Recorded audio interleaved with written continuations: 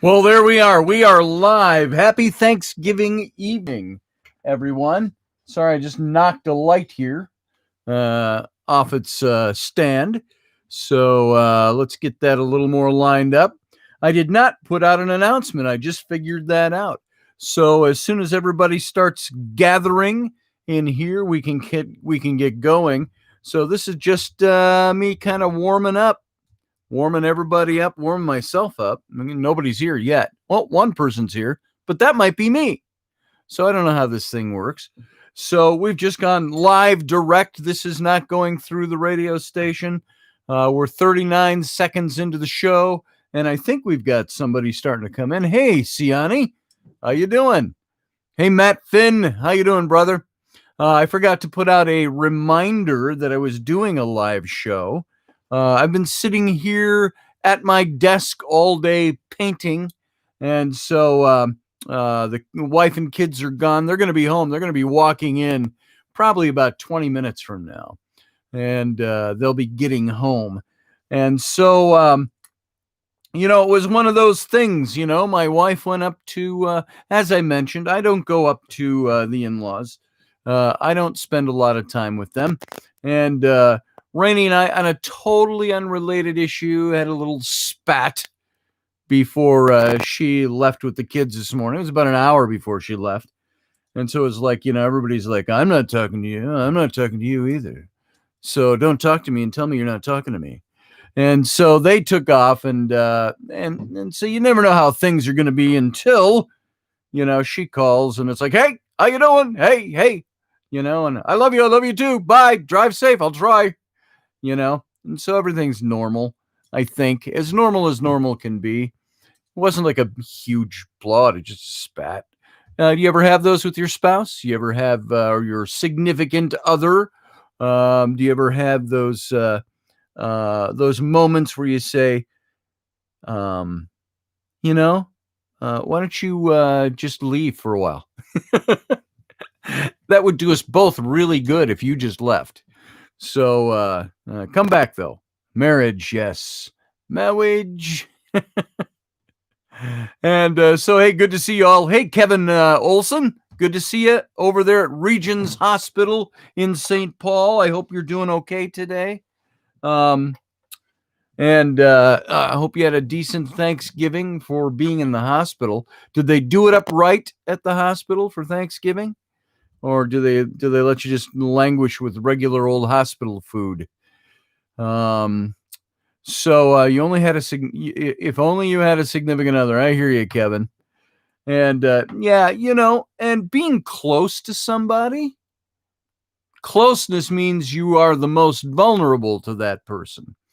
Meaning that person can kick you in the nuts, or you can slap them upside the head, figuratively speaking, of course, metaphorically. And those are the people we tend to kind of puke on a lot too, are those people who are the closest to us. I'm trying to say it nice way. I can say we can shit all over those people. That's what we tend to do sometimes. And, we don't classify it as that, but do you ever notice that people who are supposed to be the closest to each other in the world, significant others, husbands, wives, mates, that those are the people that we seem to think we can get away with hurting the most, or being the most cruel to. And I don't mean that it's an overt thing. I'm going to be cruel to my spouse.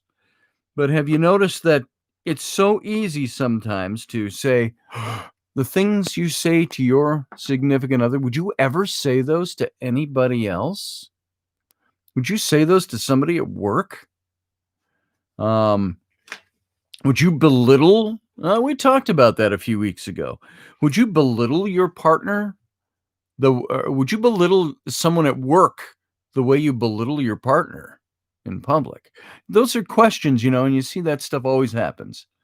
So always with the walking. That's right. Michelle was walking a new path. Walking a new path with your husband. Well, that's good, Michelle. I'm glad. I hope that new path is working for you. And, Rainey and I, we do pretty well. We argue fabulously when we argue. And but we also are, have we have our good times, we have our rough spots, but it's not so bad. I'm thinking I got to dim this light a little bit. This light's killing me. There we go. It's frying my eyes. And I got the big one up there. So, and then this one over here. That's illuminating my statuette. And so hey, everybody. How's everybody doing tonight? Since we were on, 5 hours ago, we ended doing our midday Thanksgiving show. Julie, how you doing? Good to see you down under. Well, is New Zealand down under? Or, no. Yeah, Julie, you're New Zealand, not Australia. Do they consider New Zealand down under? Is down under just an Australian thing? I'm just curious about that. Michelle, it's good to see you. And Kevin, I said hi to. And okay, yep, she says, yep. And Siani, it's good to see you. And who else we got in here? Jeremy Hansen. How you doing, Jeremy? Good to see you, brother. I don't know if you stopped in for a touch and go or if you're still there, but good to see you. Glad you made it. Hey, James, how you doing? And who else we got in here? Saw my brother Matt. And I'm just scrolling through just to say hey to you guys and happy holidays. Mary J. Bell, good to see you in here today. Field guy, I don't know if I said hey, but how you doing? And so I haven't had any turkey or anything today. I don't think I've eaten today. I was working on an illustration today and wanted to get it done. And I can show it to you. It's not the same one I showed you earlier. And this is it's about half done. So it's still got a lot of shadows and highlights and details. I'm kind of doing this eerie Christmas line of t-shirts because we thought that would be kind of fun because we get a lot of people to call for that kind of stuff and say, hey, can you do that kind of thing? And so I did the Krampus, and then I did the freaky snowman, Freaky Frosty. And now this one, this is, I don't know what I'm going to entitle this. You guys look at this and see what you think. I think I've got all the elements in here I want. Now, this doesn't have all the detailing done, so it's going to look a little unfinished. And it's got a lot of highlighting to do. And then I bring it into the computer and I do some coloring effects and so on the computer. But here you go. You can see what you think of that one. There it is. That's, we could call it Santa and his helpers. We could call it, I don't know. You can't even see the whole picture there. Here, I got this microphone in the way. Funny that. So we got a little freaky reindeer there. A little there's Santa's elf.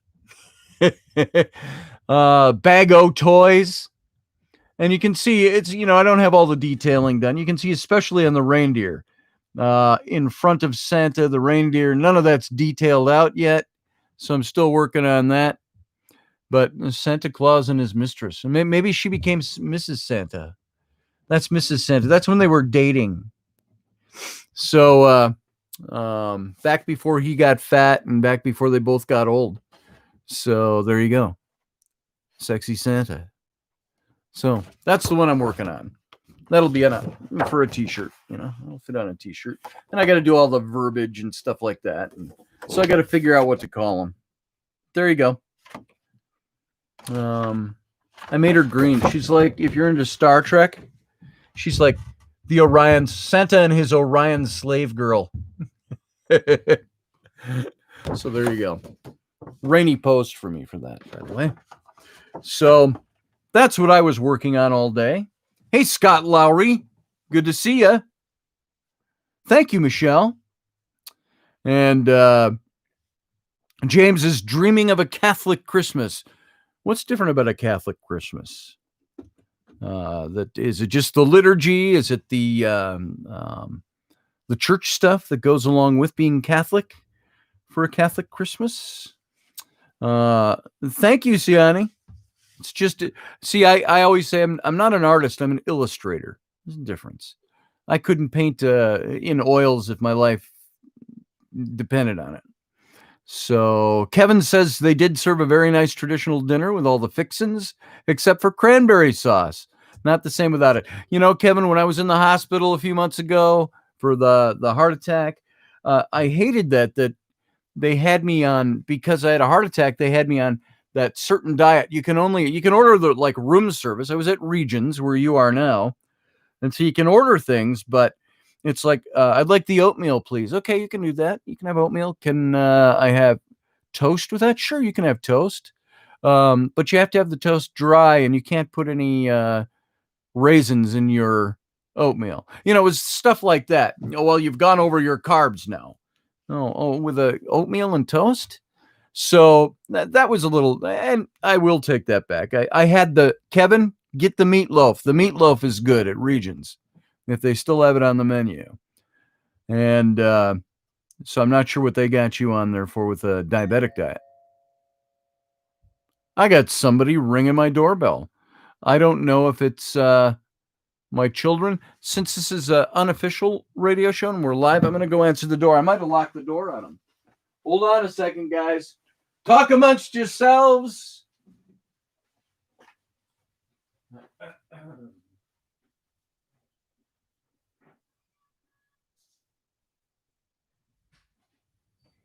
locked it by accident. Sorry. Yep, I just left him sitting. You can come and say hi when you're free. Okay, I'm back.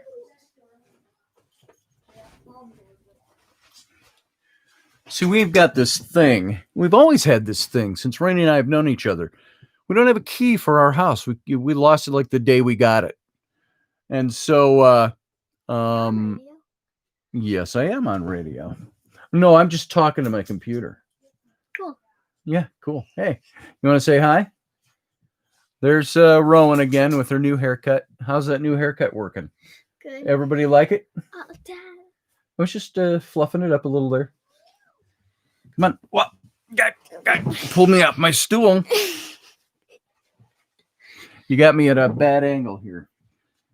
All right. So everybody's home. So I locked the door on everybody by accident. Can I am on radio. Okay, can I get my hair done on Wednesday? We'll see. Don't ask me while we're on radio or it's a no. Pyramid 7, how you doing, brother? I see Pyramid 7. Those bitches, that's ridiculous. So I have no idea what you're talking about.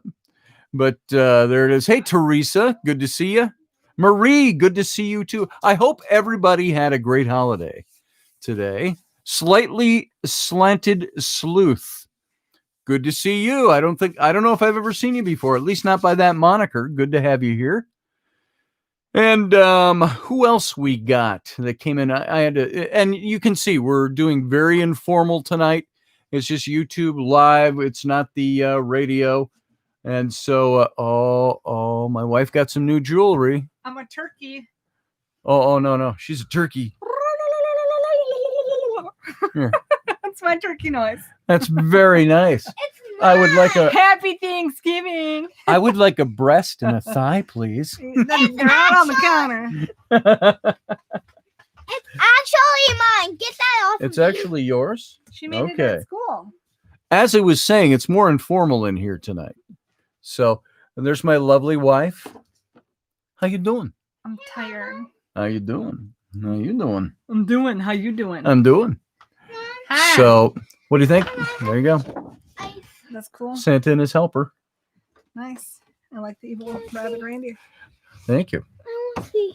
There you go. Okay. And so, let's see. I'm just looking through to see what everybody has to say. And blah, blah, blah. I was going to go work on my novel outline, but that went out the door. Hey, Sienna, I know how that is. Writing sometimes can be, it's that thing, it's draining. And you got to be just in the right set of mind to be able to do it. Michelle says hi, Rainey. Hi. If you can't see Hello. that. Let's see. Yeah, that was a little Ellery, and I deliberately left the door. But I'll say for the 5th time now, because I didn't finish the thought, informal tonight. Did not. It's a holiday. I did not send up a show to the network, and I'm not broadcasting to the network, so we can be a little looser and whatever we want to do here. So there you go. Yeah. There you go. There you go. All right. And I gotta that- go help with ice cream and chocolate sauce. All right. Yeah. All right. They gave us smoked turkey, by the way. Is that good? It's delicious. Oh, that's very nice. If you ever get a chance, smoke your turkey. Don't fry it. Don't bake it. Smoke your turkey, it. man. Smoke it. Just got to dry it out and roll it. So, smoked turkey. I'll eat when we're done with the radio. I don't think I've eaten today. I don't think I did. No, I had some fruit. I saw a fruit cup and I had some fruit. And I've just been in here. When I start illustrating and drawing, I did another illustration this morning. I did the, I think I showed you guys that one. I did the freaky snowman. And he's up now, but there he is. There's the finished freaky snowman, Freaky Frosty. And then I imported him into Photoshop and I did some filter effects because it's commercial art. This is not going to hang in a museum somewhere. And it's even on an oddly cut piece of board because I just wanted to do the art. Then I scan it, import it, and I do all the text and all the colorization and filters and stuff because it's commercial art. That's where I say it's illustration as opposed to artistry. And so Freaky Frosty, he's pretty cool. There must have been some magic in that old top hat they found. That's on the actual shirt. So if you go over to my Etsy page, that's etsy.com/shop/son-of-a-patriot. That's where you're going to see that shirt up there. And you know how we got that name, Son of a Patriot. If you don't remember, those of you who are newer here, we were trying to figure out what to call. I was doing a line of patriotic t-shirts about 2 years ago. And I said to Rainey, what should we call this Etsy shop? And she said something like, I went, son of a, and she goes, son of a patriot. I said, that's it, son of a patriot. Thank you, Matt Finn. And there she just yelled it from the other room. And so you go to Son of a Patriot at that link that Matt Finn just put in there, and you can see the Freaky Frosty shirt. You can see, although I didn't call it Freaky Frosty, I think I just called it Frosty over there. And you can see the Krampus shirt, and pretty soon you'll be able to see Santa's Little Helper shirt. So, hey, Electra, how you doing? Happy Thanksgiving. No. You know, I don't know any. We all know Christmas songs. We all know Easter songs. We all know, I don't know, summer solstice songs. Does anybody know any Thanksgiving songs? We know 4th of July songs. I don't think I can think. Wasn't that there was one song, I think, when we were in church that was a Thanksgiving song? Was that one that goes, we gather together to ask the Lord's blessing. Na, na, na, na, na, na, na, na, na, na. However that goes. And I think that reminded me of, I think that's a Thanksgiving song. But there aren't any that I can think of. Hey, Electra. Adam Sandler's Turkey Song. That would work. I don't know that one by heart, but I've heard it. So hey, Morgan Snow, how you doing? Yes, Morgan, I do have Freaky Frosty on a hoodie. So again, he's not named Freaky Frosty over there, but if you go over and take a peek at that, you'll see he is in the second row. Creepy Frosty, I called him. I'm going to have to change that. He's actually Freaky Frosty. So creepy is too overused on stuff. And I rearranged some things too. If you go over there, you can see Pubcat is up. Oscar Dublanc. That's Pubcat. I don't know if you know anything about Pubcat, if I talked about him at all, but my agent, Italia Gandolfo, back in May said we should come up with something where we do a book on illustrations of a cat, and she said she brought a pub cat or bar cat or something like that, and sardonic, quick-witted, a bit cynical type of a, not Garfield. This would be like Garfield for adults on crack kind of thing, and not literally, but and so we came up with pub cat, Oscar Dublanc, and my cat is Kevin. You're the only one in the chat room, I think, that has seen my cat. Oscar is a big fat black cat. I've talked about him before. He's old. He's probably got arthritis because anything from about the midsection down, you touch him, he's real touchy about it. And but he's fat, and I've had him on a restrictive diet. I put him on for like the last 8 months, and I think he's lost some weight. But if he lays down on the floor, he looks like a black throw pillow. And we'll walk by where he has his dish, and he'll be eating, and he actually lays on the floor and eats. His head up over the dish, and he's like, sideways. It's like, dude, you can't even stand up while you're eating, and he can run. So he's got that going for him. But that's Oscar Dublanc. Oscar is my cat, and I wanted to base him on Oscar, but he ended up being more blue than black. So there you go. It's 46 degrees in Maryland. That's kind of nice. Cats never lose weight. They eat everywhere they go. I believe you. Cat will eat the dog food. The dog will eat the cat food. It's the way it is around here. It's like, stop eating each other's food. The dog, the pug. Oh, thank you for turning that on. The pug, mini English bulldog, Lucy Fur. She's constantly got her nose to the ground. She doesn't walk without her nose to the ground. Always scavenging for food. It's like, are you that hungry, really? Is it not clicked in, even instinctually, that you are in a controlled domestic environment? You don't have to hunt for your food. But that's all she does, is hunt for her food. Yeah. And I was going to have kind of a lesson tonight. I don't have anything better to call them than lessons, but we can kind of skip that because I didn't really, we can look at it, but that's not really where my head is now. And again, I was on that whole growing older thing and so on and so forth. I was going to talk about the myths of Thanksgiving. I just did that on this show, but you know what? It was a year ago. It doesn't seem that long ago that I just did a Thanksgiving show on here.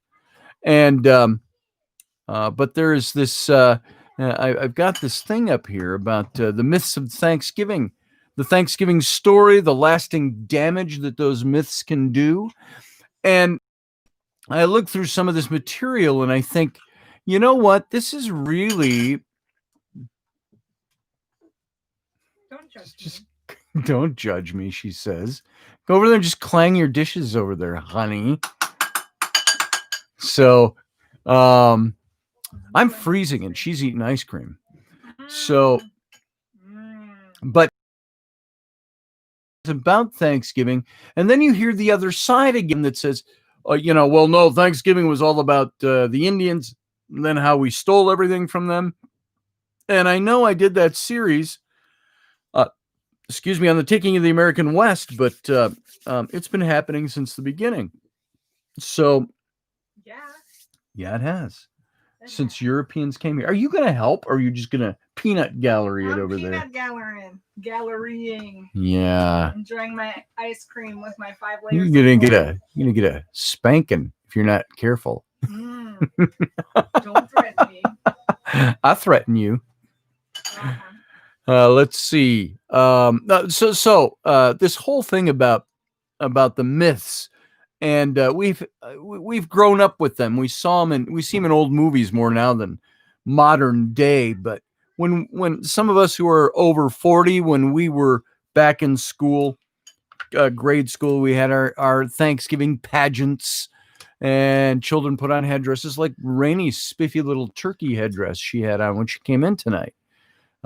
Craft store feathers, share tables with classmates wearing black construction paper pilgrim hats. Do you remember those? You always had to cut out the big buckle that goes on the front. It's like the Quaker Oats guy. He was a pilgrim. Did he land with the Mayflower? And it's a tradition in America that pulls on a history that's been passed down through generations of Americans of what happened in Plymouth back in the 1620s, 1621. And local Native Americans welcomed the courageous pioneering pilgrims to celebrate a feast. But there's a book out, and this is a book that I want to pick up. I have not. I grabbed it in the other day in Kindle, and because I wanted to read a little bit of it. And it's a book called This Land is Their Land, The Wampanoag Indians, Plymouth Colony, and the Troubled History of Thanksgiving. And it started to read to me a little bit like I saw one reviewer of the book say something, it really awakens us to our white privilege. And I thought, oh, there it goes. Now I'm not interested because I disagree with the whole thing of white privilege. And for many different reasons. And I'm white and I'm not privileged. And I don't think we have a privilege, though I do believe, the field guy, I think your history is just a little skewed there. The Indians killed off the white settlers and ate them.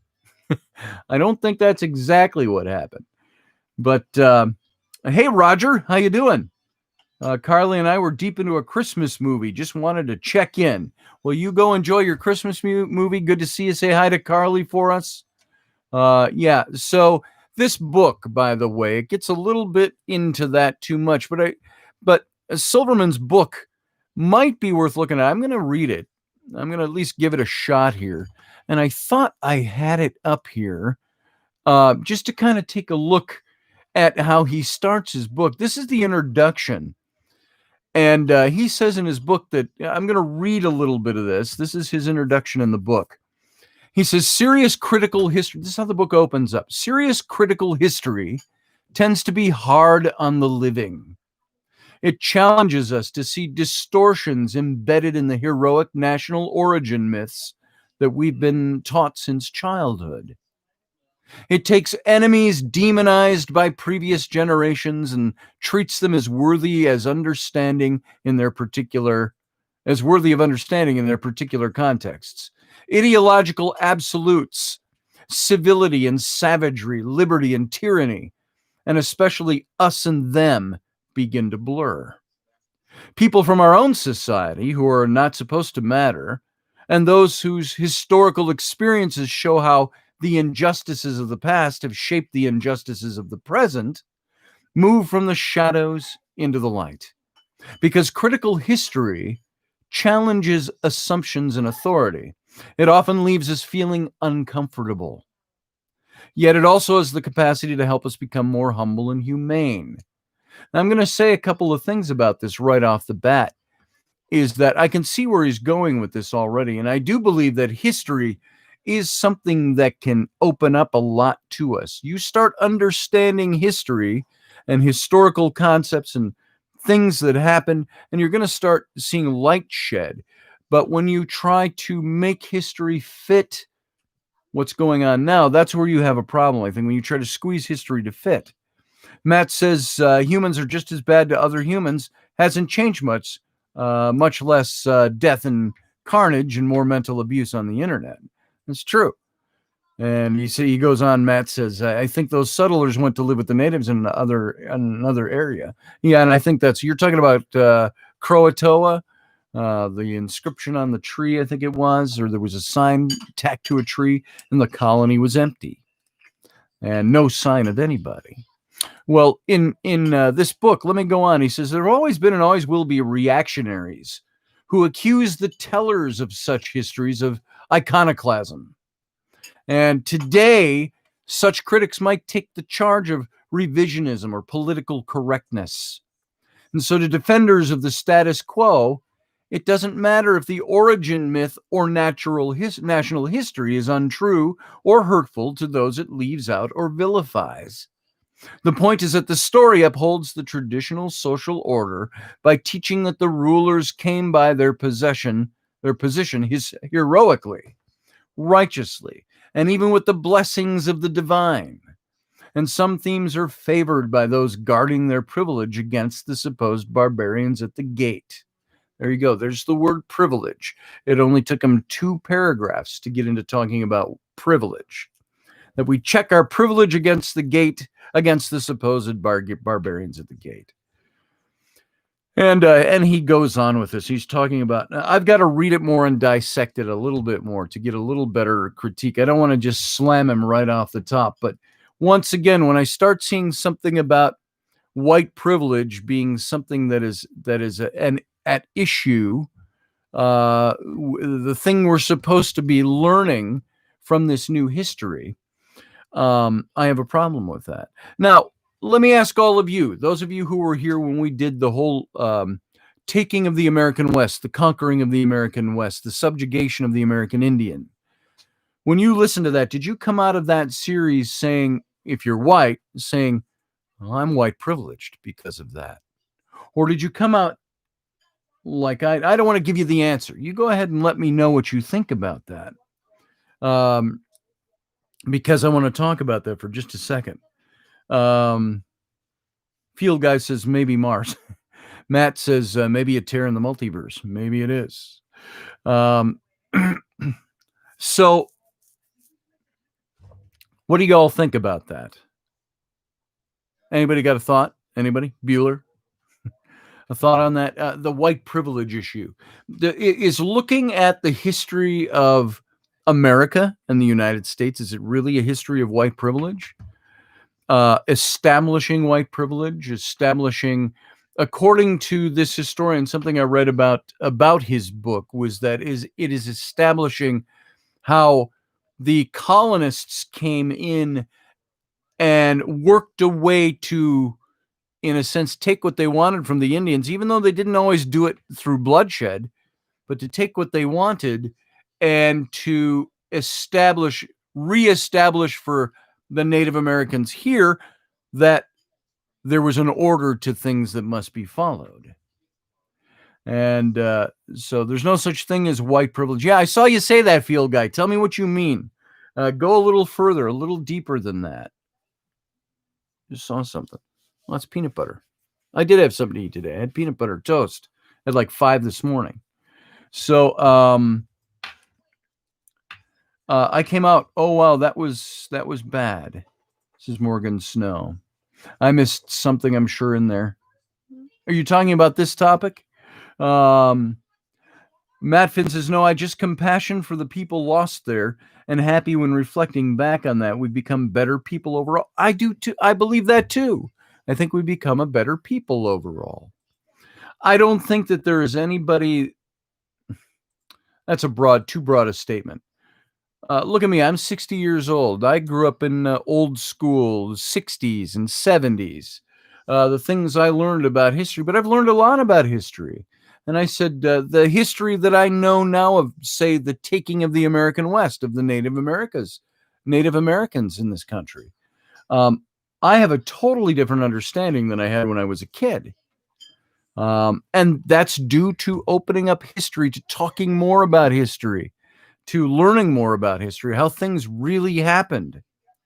But did those things really happening, is that something that established white privilege in the United States? No, I think it established a conquering privilege.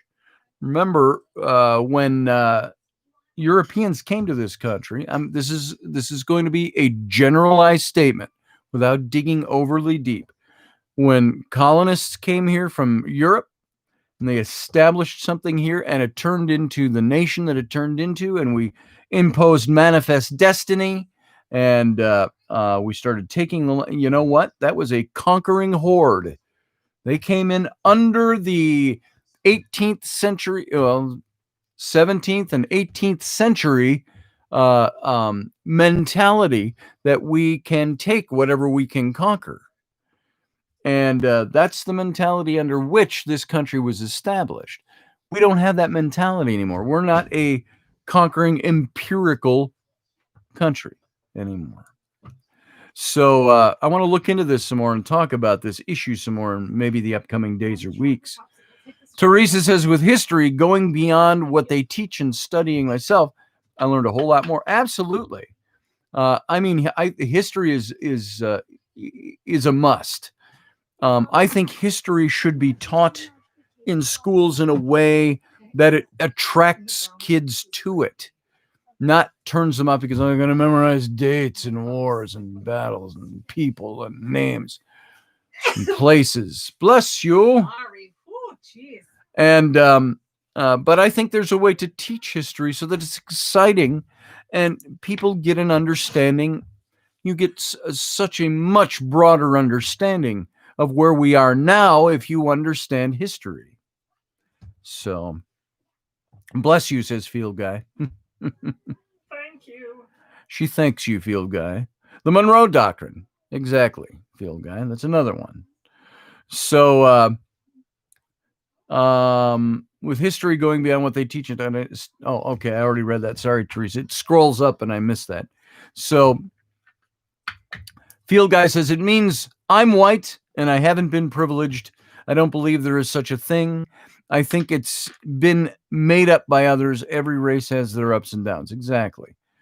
And every race has their good and bad. I'm not white privileged. I'm not even white privileged by the definition or the criteria that they, well, if you've got this and this and this in your past, then you're white privileged. And say, well, I don't have any of that. And they kind of stumble a little bit and go, oh, well, maybe we should need to reset the criteria because you're white. Therefore, you must have this privileged attitude about you. I don't. Wasn't raised that way. So, Scott Walter's pretty cool. Naked Archaeologist, Shimka Yakubovich. I like him a lot. I started watching his show, The Naked Archaeologist, back in... You and I used to watch it, didn't we? And what I freaking love about Scott Walter is he didn't know what a shart was. We went out to breakfast with Scott Walter and his wife Janet. 5 years ago. It was when we were doing the Paradigm Symposium, and Rainey made some offhanded reference. No. He was talking about was it like the blood of Mary in the church and yeah. In the city in France, and the city in France name was. Come over here and sit and talk about it. I don't want to come over and talk. She's coming over to talk. I'm still coming over to talk. It was the whole. What was it? I think it was like the blood of Christ, blood of Mary. Yeah. The holy bloodline, right? And I remember we were talking about that. All in that town, somewhere in France, and it was. Oh, that's right. The city of Chartres, and he said Chartres. It was like CHIARTES or something. Chartres, but he pronounced it Chartres. And Rainy. The first one I was good. It was the first time he said it. I kind of stepped back and did a okay. Yeah. Okay, Shart. And then the second time he said it, and I was like, okay. And the third time I'm smiling because I can't contain it anymore. And then the fourth time I'm like, okay. I'm like, do you even know? Do you know what a shart is? Like, come on. Come on, Scott. You got to know what a shart is. She asked him. Because he's like, what are you laughing about? So she had to tell him what a shart was. Yeah. You do know what a shart is. Yeah, I hope y'all know what a shart is. It wouldn't be funny if you didn't know that. Yeah, if you don't know, it's way over your head. You can just turn off now. Yeah. Go away. It's a city in France. I'm just kidding. A town in France. Oh man. So yeah, that was my whenever I hear Scott Walter, that's the first thing I think of is shart. Yeah, it's the things that get remembered. Yep. Where is that big stone? Is that in there? That stone from that Mexican dude that was it? Is it in there? Oh, do we even have stones anymore from that? No, remember that big stone, or the flat one, and had all the inscriptions on it? Yeah, I don't know where that went. I don't either. You say that, I don't know. I have no idea. I don't know where that is either. Nope, no clue. It's not in there though, huh? No. Not in that cabinet. I think we lost a lot of stuff in the last move. I kind of feel like somebody went through our storage. Yeah, I wonder. That's around somewhere. I just don't know where it is. I had this big stone I was going to bring up that Scott Walter and I were looking at these at the Paradigm Symposium. This Mexican stuff that was all dug up and had all these inscriptions all over it, and aliens, what looked like modern day aliens, the big eyes and stuff. And Scott bought up a bunch of the collection, and some of it he thought was fake. And we all thought it's fake. And you could tell, I'm not even a geologist. I don't even do what he does. And he said, you can tell by the way this is inscribed that this is new. When something is scraped, a picture is inscribed into rock. It's going to, if it's thousands of years old, it's going to have wear that looks like it's thousands of years old. It's not going to look clean. So anyway, I'll show you some of that stuff one of these days. I had that pipe too. Mm-hmm. That disappeared with Sam, I think. No, because years I thought ago. we found it. Oh, did we? Found it in Sam's stuff. Oh, it might still be in that little thing then. No, we don't have that. I have no idea. The black thing is around somewhere. No, I went So- out and bought another one for symposium stuff. All right. So, well, got some artifacts somewhere. And so there you go. Well, this whole thing on the PC stuff, it starts to it's hard to read for me. It's going to be extremely difficult to read this guy's history, Silverman's history, on the Wampanoags and the Plymouth colony, when I know that beneath it all is his desire to impress upon us white privilege, and that this is where it came from, and that's one of his goals. And here's the thing about history, though, is that history, it would be like saying, I need to look at history in order to prove that God exists and the God of the Bible did what he did.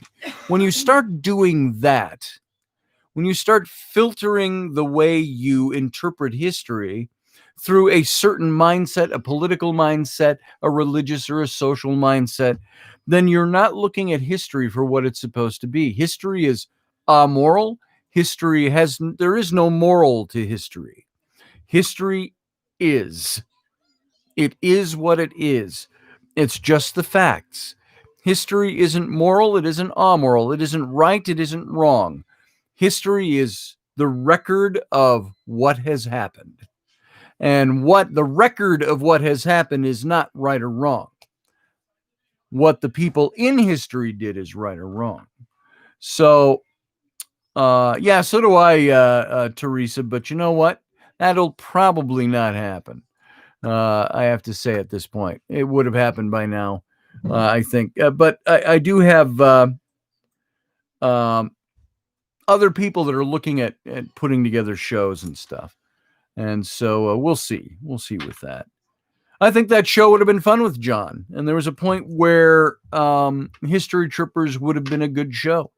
And but they got very busy with their archaeological site. That was 5 years ago that we filmed. 6 years ago now. It was summer of 2014 that we filmed that trailer that's on my website for History Trippers. And it did do the rounds. We got some very good rejection letters. We had the CEO of Nat Geo, and I may have said this on the show before, or I said it to someone else, if it wasn't you guys. CEO of Nat Geo sent a letter to my agent and said, I love these guys. I love the concept. I love what they're doing, but we're not buying history shows right now like this. Have them circle the wagons. Why don't you circle around with the wagons? Circle the wagons back around, he said, in 6 months to a year. Let's take a look at it.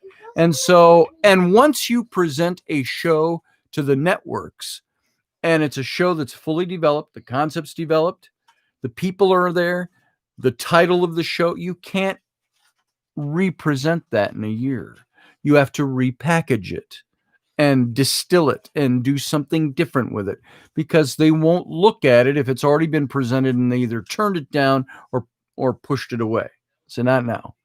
And so we never got that far with it.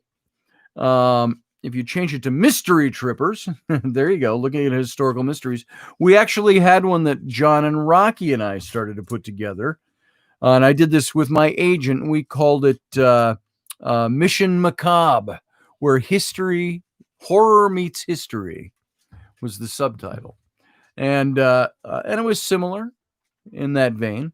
And but then again, after we got this stuff all developed, that's when John's site really got busy, John and Maria, and they moved back to Sweden and Egypt, and so we dropped it. So there's a lot of cool stuff out there. So there's a lot of great things that can be done. I've got a guy that's been talking to me now about doing a show on giants with him. Not the same as other shows, flaky shows you've seen. Pretty intense stuff. And he's got some producers that are interested. I've got a producer friend of mine that's done several shows that you'd recognize if you saw him. Kind of not live action. What's the word I'm looking for?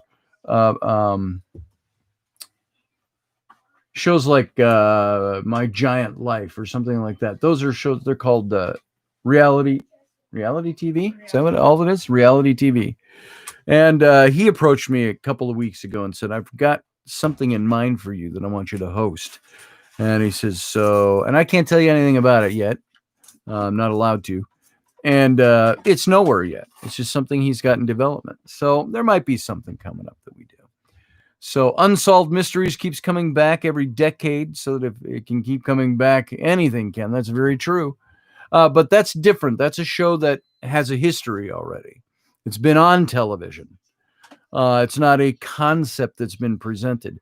So I think enough time has gone by now, 5 to 6 years since we started presenting this. We could probably take History Trippers and represent that. We'd have to do a new trailer. We'd have to do new stuff. I don't know if John would even be involved in it. I don't know if he'd want to be involved in it now. They're so busy over there in Egypt. And that show started, History Trippers. We mapped out 26 episodes that were going up and down the Nile to all these different locations in Egypt. And our base of operations was the Dahabeah, the old Egyptian boat, the big Victorian era steamboat. Well, it's not steam anymore, sailboat. And with all the cabins, and had 10 cabins below deck and so on. It was a big boat. And then they said, "Can you do it in other places other than just Egypt?" Because at the time, the producers that were looking at it said, "We don't know if we want to do a show all in Egypt." They were a little afraid to travel to Egypt. This was a couple of years after the Arab Spring stuff and all the unrest, and then ISIS starting to come up. So we re-gauged the History Trippers to be world travel, all different kinds of countries, and going through history and stuff. And so there's actually a PDF out there, hanging out there somewhere. I don't know where it is, where you can actually call it up and you can see the written, and I've got it, the proposal we did for the networks. And I've got all the pictures in and showing all the different things we're going to be doing, where we're going, so on. I'll maybe get you a link and you can look at that someday. It's a lot of fun. So there is, as far as a television show, that's where that sits. I don't think anything big is going to come of that. Giant stuff is cool to investigate, but frustrating because the evidence always ends up missing. Isn't that the truth? Now, this guy that's I've been talking with that wants to do a show, and I've talked to the producers of this. He just asked me the other day. He said, "Do you think you can still do this? Because you had the heart attack and so on." And he said, "It's going to be pretty rigorous. There's a lot of cave diving. There's a lot of all kinds of stuff." He talked about adventure and extreme stuff. And I said, "Dude, I can do it. If I can't, I'll tell you at the time." So, so we'll see how that goes. Field Guy says, "If only they had public access still around, when anyone could have a show on anything." You know, that's some of the filming that Rocky and John Ward and I did. Not the History Trippers one, but in between that, a few summers ago. That was through one of the local suburbs up here in the northern tier. They had one of the best public access television stuff studios there, and you could go use the equipment. It didn't cost you a thing. You just had to go in and take their class and give them permission to use whatever you film if you actually produce something. to use that to broadcast on their public access station.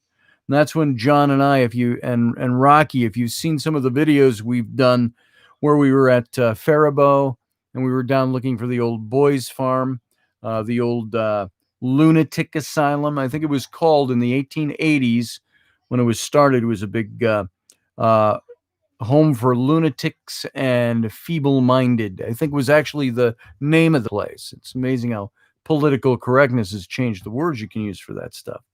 And there was all kinds of paranormal stuff connected to it. And we went down there. And that's where Rocky and I went with Rainey and a few other people. And I can't remember if Sarah was with us. We went down last spring, I think it was. And went over. It might have been 2 years ago. No, I think it was last spring when we went down to Faribault. And we had all kinds of paranormal activity.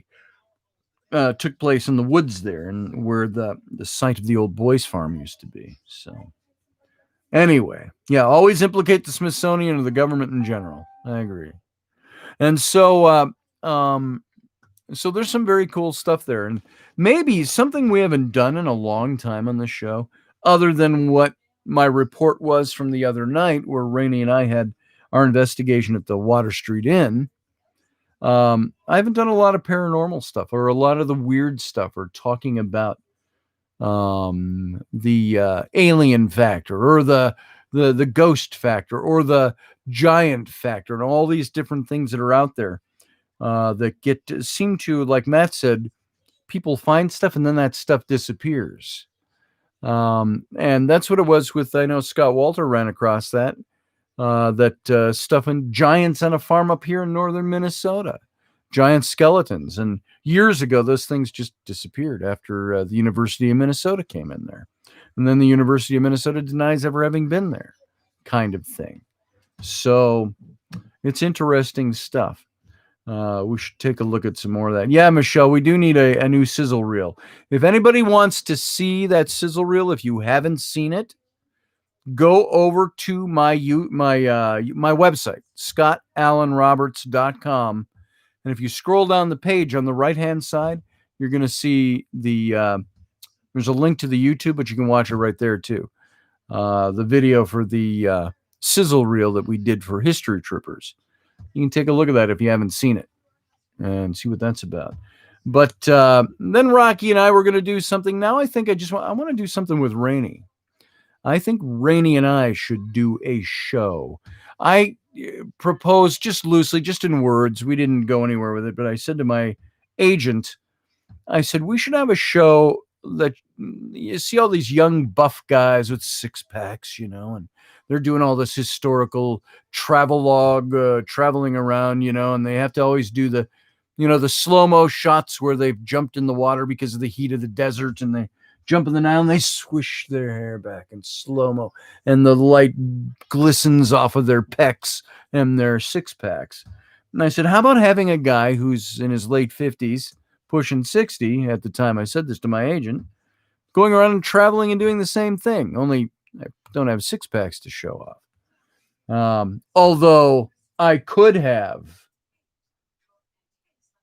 Would that be appealing to you if I had a six pack? Sure. That was so non-committal. Would you find yourself? I don't know why you're asking. I don't fawning over me. I don't think you have the to get it done. Don't even ask the questions. I just wondered if you like six packs. You'll never give up. Yeah, I like a 6-pack of beer. Okay, there you go. Hard cider. Mm-hmm. Hard cider, 6-pack. Okay. I don't know if at my age I can even get a 6-pack anymore. I suppose it could be done, but take awful lot of work and commitment. You quit eating bread, and then That's quit eating bread. That maybe you have a commitment to get a 6-pack. There it is. Commitment to get a 6-pack if I stop eating bread. So Matt says the ancient Irish and Celts is pre-Columbian America and ties to Native American tribes along the Mississippi. That fascinates me too. I know that there are some people I talked to that talked about a possible Assyrian connection in the Great Lakes, ancient Assyria. We're talking northern Canaan, or what is today Palestine, Israel. where you had they found some stone tablets where they were here. They say mining copper in Michigan, what is now Michigan, in the Great Lakes area.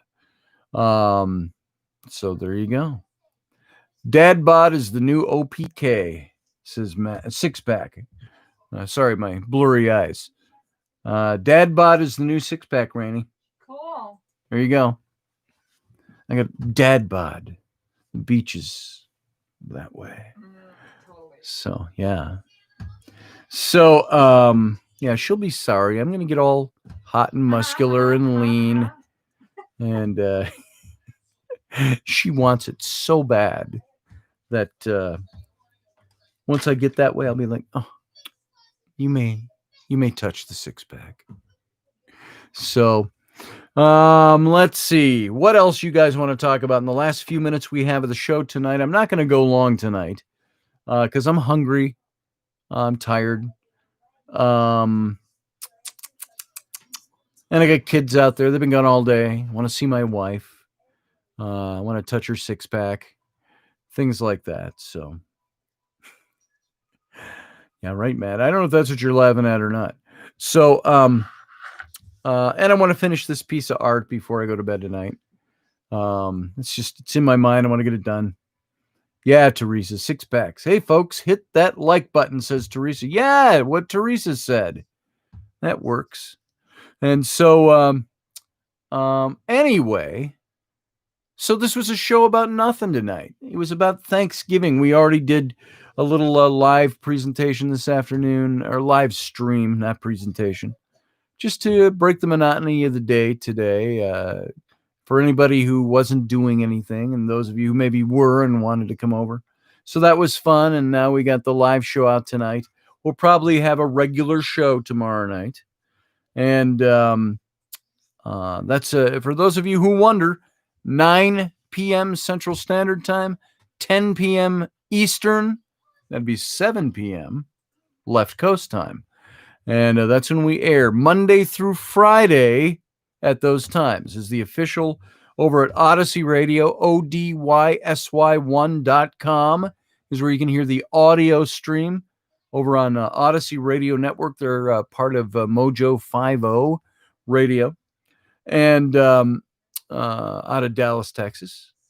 And let's see, what else was I going to say? And you can also see it here, of course, in simulcast on the YouTube channel with the chat room. So who's here? Sarah Nichols. How you doing, Sarah? Good to see you. We're just ending. We're just wrapping it up for tonight, Sarah. So you're missing the show, but you can watch it in the archive. So there we go, guys. Everybody, as Matt just said, have a great night with the family. And I'm going to get something to eat and get some rest and all of that good stuff. Kids are home until they don't go back to school till Tuesday. So that's going on. Rainey's got massage to do tomorrow. So she'll be gone for a little bit. Massage. Kneading. And I'm going to be doing artwork here tomorrow. So I'll be here all day too. So that's all I got. Guys, thanks for being here. Thanks for giving your time up to join me on this show. Even when it's in an informal format like this, with my kids at the beginning at least running around screaming, trying to hoard in on the radio show and ask me questions like, can I get my hair done next week? So yeah, wait till I'm done with the radio. Run in and ask to get their armpits waxed. Yeah, can I have my armpits waxed? I'm not a hairy guy. I don't have hairy armpits. I got hair, but normal. So I don't have like a bush. I'm just a regular guy. So that's all I got, folks. So thank you all for being here. Oh, Teresa, I'm glad. Thank you. And you got anything else you want to say on the way out? Come on over and say goodbye with me at least, because you're here. You're here. Rainey's in the room. I don't know. It was Dang up there last I saw it. With the candle, and the candle's gone. What the Uh hell? oh. So there you go. Yeah. So from our house to yours, happy Thanksgiving. Yeah, happy Thanksgiving. I just wanted to do a Hallmark moment there. So, I love this. I love her braid, her big braid. See what I said? Yeah. I said this morning something about this big rope braid because she's already- got the thick hair. Took my bobby pins out on the ride home, so my hair is all poofy. Yeah, it looks great. It's a mess. I like it. It's a mess. Come on. All right, guys. Yeah. Good night. You have a good night, and I will Sleep talk to well. you tomorrow. Yeah, sleep well. Tryptophan dream, folks. Tryptophan dreams. Bye.